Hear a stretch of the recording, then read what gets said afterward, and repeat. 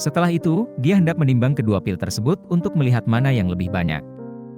Helena menghentikannya, mengeluarkan sepasang sarung tangan sekali pakai, dan menyerahkannya kepadanya sambil tersenyum. "Ten Simon, bagaimanapun juga, itu adalah sesuatu yang akan kamu makan. Jadi tetap harus memperhatikan kebersihan." Simon segera mengambil sarung tangan itu dan memakainya. Kemudian dengan hati-hati meletakkan kedua pil itu di telapak tangannya. Sebuah pil beratnya hanya beberapa gram, dan berat setengah pil bahkan lebih dapat diabaikan. Apalagi potongan Helena sangat terpusat, sehingga perbedaan berat keduanya semakin sulit diperkirakan. Jika Anda ingin tahu mana yang lebih ringan atau lebih berat, Anda hanya dapat menggunakan perangkat berpresisi tinggi seperti timbangan. Simon menimbang pil itu lama sekali, tapi dia benar-benar tidak bisa merasakan perbedaan antara kedua pil itu. Dia tidak bisa tidak menyesal. "Jika saya mengetahui hal ini, saya akan membawa skala kecil." Helena tersenyum dan berkata, "Ten Rothschild, perbedaan antara kedua pil ini tidak banyak. Jangan terlalu serius." Simon hanya bisa menghela nafas. "Yang mulia, pil ini beratnya sekitar 10 gram. Dan setengahnya beratnya sekitar 5 gram, dan harganya 50 miliar dolar AS. Artinya, setiap gramnya bernilai 10 miliar dolar AS. Ini mungkin merupakan bahan termahal yang diketahui di dunia. Padahal selisih keduanya hanya 0,1 gram. Masih 1 miliar dolar AS. Helena tersenyum dan mengangguk sambil berkata, "Apa yang dikatakan Tuan Rothschild masuk akal. Tetapi terkadang orang tidak bisa menghitung semuanya. Terkadang mereka hanya perlu mencobanya." Sejujurnya, belum lama ini, seseorang yang sangat saya kagumi mengatakan kepada saya bahwa saya harus tegas dan tegas. Daripada ragu-ragu, bimbang, dan mengkhawatirkan untung dan rugi. Lebih baik mengambil langkah ini dan tidak menyesal. Simon menghela napas. "Yang mulia benar. Akulah yang terlalu terjerat." Setelah itu, dia meletakkan separuh pil di tangan kirinya. Mengangkat setengahnya di tangan kanannya dan berkata, "Aku akan memilih bagian ini." Helena bertanya padanya, "Apakah kamu yakin?" "Jika kamu yakin, kamu tidak akan menyesalinya." "Tentu-tentu. Sangat yakin." Simon tahu betul bahwa tidak ada gunanya ragu-ragu di sini. Perbedaan berat antara kedua pil tersebut mungkin hanya 0,1 gram atau bahkan kurang. Tidak mungkin menemukan peralatan profesional untuk menentukan mana yang lebih berat.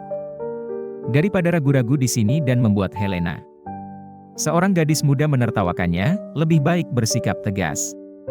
Helena mengangguk dan berkata, "Kalau begitu, Tuan Rothschild dapat meminum setengah pil yang Anda pilih." Simon tanpa sadar ingin memasukkan pil itu ke dalam mulutnya. Namun kemudian dia mengira putranya sedang menunggunya di ruang perjamuan tidak jauh dari situ. Jika dia meminum pil itu dan tampak berseri-seri, dia pasti bisa melihat petunjuknya setelah dia keluar. Meskipun dia sangat patuh dan bijaksana, dia seharusnya tidak terlalu merangsang dia. Kalau tidak, dia tidak punya niat untuk memberontak. Dia selalu menjadi lebih muda dan lebih baik, yang mungkin akan merangsangnya dan memaksanya untuk memberontak. Jadi dia dengan hati-hati menyimpannya di dekat tubuhnya, dan kemudian berkata pada Helena, "Yang mulia, saya berencana untuk menyimpan satu pil ini di sini dulu. Dan ambillah setelah kembali ke Amerika." Helena juga menebak apa yang dia pikirkan, dan tersenyum tipis. "Transaksi kita telah selesai. Pilnya sekarang menjadi milik Anda, dan Anda memiliki otonomi 100% untuk memutuskan." Setelah itu, dia mengulurkan tangan dan mengambil kembali separuh pil lainnya. Simon melihatnya mengambil setengah pil itu. Dan detak jantungnya bertambah cepat seketika. Dia buru-buru berkata, "Yang mulia, saya punya permintaan lain. Saya ingin tahu apakah Yang mulia menyetujuinya." Saat ini, Simon sedang berpikir bahwa pilnya hanya tersisa setengahnya. Bisakah dia berbicara dengannya dan membeli separuh lainnya dengan uang 50 miliar dolar AS, atau bahkan lebih mahal? Itu tidak masalah. Bagaimanapun, dia punya cukup uang. Sekarang saatnya menggunakan uang itu untuk membeli umur panjang bagi dirinya sendiri. Helena mendengarnya memohon dan menebak apa yang akan dia katakan. Jadi dia tersenyum dan berkata, "Ten Rothschild, jangan terlalu sopan. Jika kamu punya ide, katakan saja secara langsung. Saya akan menganggapnya pantas." Setelah itu, dia dengan santai meminum setengah pil di depannya. Dan di bawah tatapan Simon, dia memasukkan pil itu langsung ke mulutnya seperti memakan sepotong coklat. Simon masih mengatur kata-katanya dalam pikirannya. Memikirkan bagaimana cara berbicara dengan Helena. Dan kemudian dia melihat tempat otak kecilnya mengalami atrofi. Helena bahkan tidak menunggu sampai dia menyelesaikan kata-katanya sebelum dia makan. Setengah pil yang selalu dia impikan. Yang mulia. Tunggu, Yang mulia.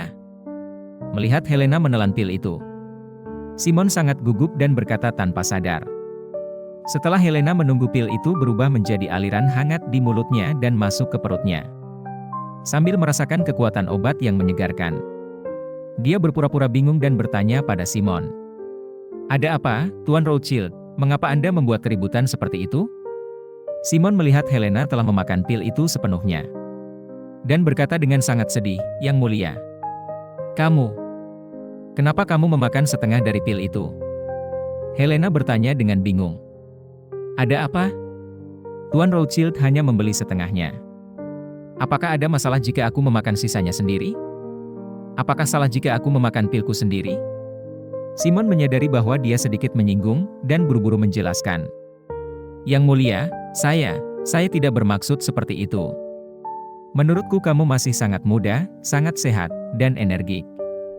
Agak sedikit sia-sia memakan pil semacam ini. Setelah itu, dia merasa pil ini sia-sia. Kata itu sepertinya agak tidak pantas, jadi dia segera mengubah kata-katanya dan berkata, Yang mulia, bukan itu yang saya maksud. Saya hanya berharap untuk membeli setengah pil itu juga. Dan saya bersedia mengeluarkan 50 miliar dolar AS atau lebih. Tapi Anda baru saja memakan pil 50 miliar dolar AS dengan santai. Aku merasa sedikit menyesal.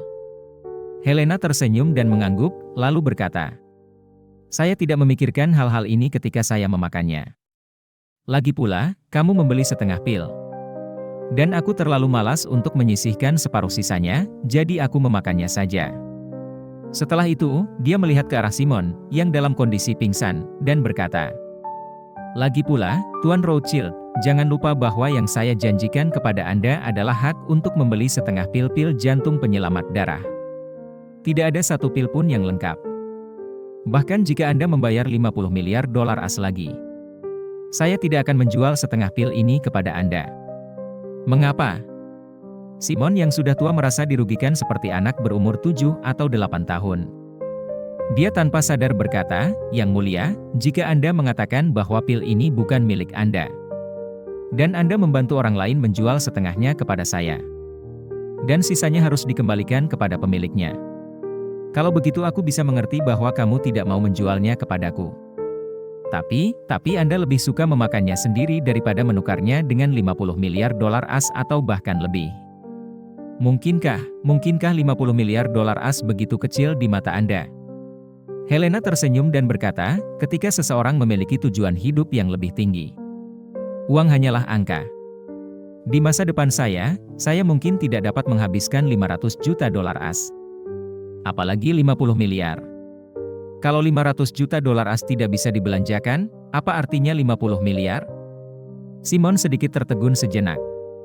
Dia tidak mengerti mengapa Helena bahkan tidak peduli dengan 50 miliar dolar AS. Benarkah ada orang yang tidak menyukai uang? Meski memiliki kekayaan yang tiada habisnya, ia tetap belum puas dan berharap hidupnya bisa mencapai puncak yang lebih tinggi. Mungkinkah Helena menganggap remeh 50 miliar dolar? Bingung, Simon mau tidak mau bertanya pada Helena. Yang mulia, apakah Anda masih memiliki ramuan? Jika demikian, bisakah kamu menjualku lebih banyak? Helena mengangguk dan berkata dengan tenang, saya yakin saya masih memiliki beberapa ramuan. Tetapi saya tidak bisa menjualnya kepada Anda untuk sementara waktu. Itu tergantung pada kinerja Anda. Simon buru-buru berkata, jangan khawatir, Yang mulia. Selama masih ada ramuan untuk dijual kepadaku, saya bersedia melewati api dan air untuk itu. Helena tersenyum dan berkata, kalau begitu saya akan menunggu dan melihat penampilan Anda. Jika kinerjamu bagus, apalagi setengah pil. Bahkan 1 atau bahkan 2 pil tidak akan menjadi masalah. Simon tidak tahu kalau Helena sedang melukis kue untuknya. Mendengar ini, dia sepertinya telah menerima jaminan yang sangat penting dan langsung sangat gembira. Yang paling dia takuti adalah jumlah pilnya terbatas. Jika dia menjual satu pil lebih sedikit, dia akan menyadari bahwa dia tidak dapat membelinya ketika dia membutuhkan pil untuk memperpanjang hidupnya. Maka dia akan menjadi tidak berdaya.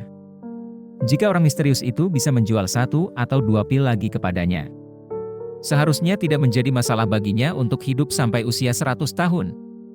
Di saat yang sama, putra Simon, Steve, berdiri di depan Charlie dengan wajah terkejut. Beberapa menit yang lalu, Charlie menyampaikan perkataannya dan memintanya untuk maju membeli perusahaan satelit penginderaan jarak jauh swasta terbesar di Amerika Serikat. Meskipun Steve tidak tahu apa yang ingin Charlie lakukan dengan perusahaan semacam ini. Dia mungkin bisa menebak bahwa dia akan menggunakannya sendiri, jadi dia bertanya kepadanya.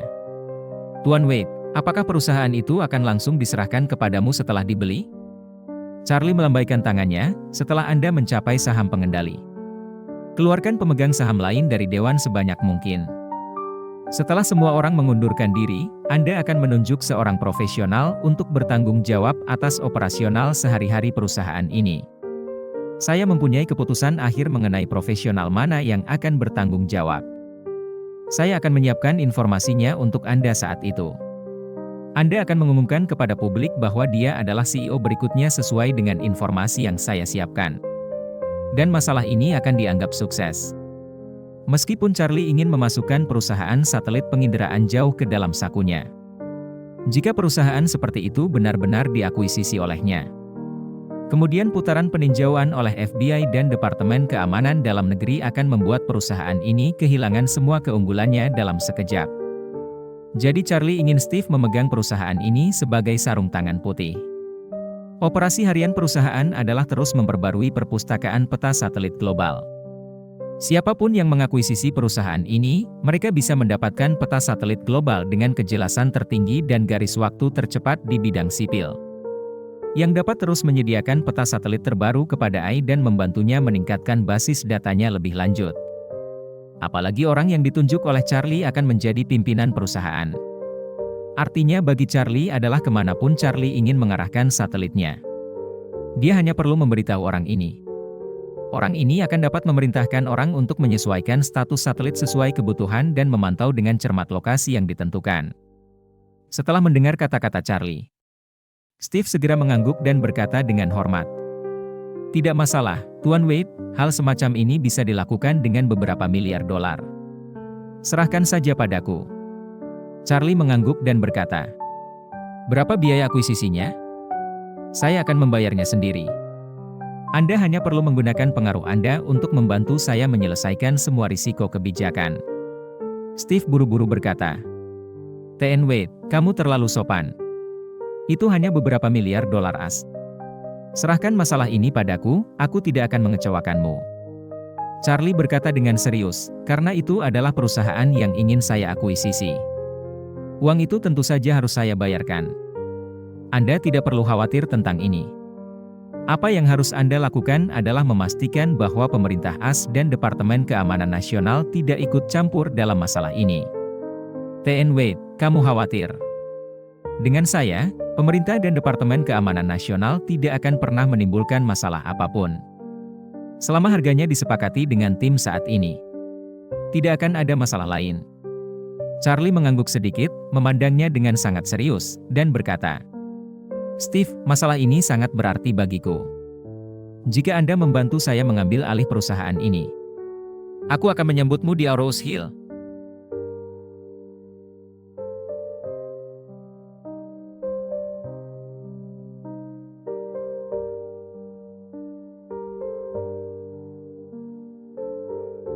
Demikian kisah Charlie Wade chapter ini, nantikan chapter selanjutnya. Jangan lupa like, komen, dan subscribe untuk mengikuti cerita selanjutnya.